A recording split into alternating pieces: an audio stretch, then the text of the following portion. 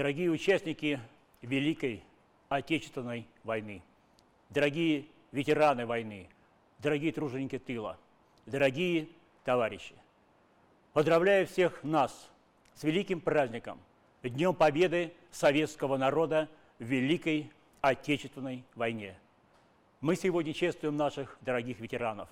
Мы обязаны вам жизнью и свободой. И мы никогда не забудем ваш ратный и трудовой подвиг.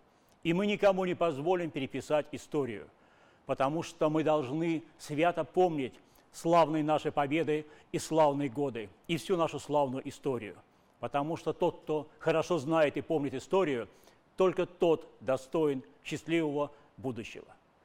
Сегодня, Великий День Победы, мы отмечаем в непростое время. На братской Украине поднимают голову фашистующие молодчики и политиканы. И поэтому мы сегодня говорим, и над ними будет обязательно победа, наша общая победа. Так будет, иного не дано. Я, как гражданин России, как сын фронтовика, сегодня обращаюсь со словами благодарности к нашим ветеранам, к защитникам Родины. Спасибо вам, сыновья, огромное за вашу и нашу победу.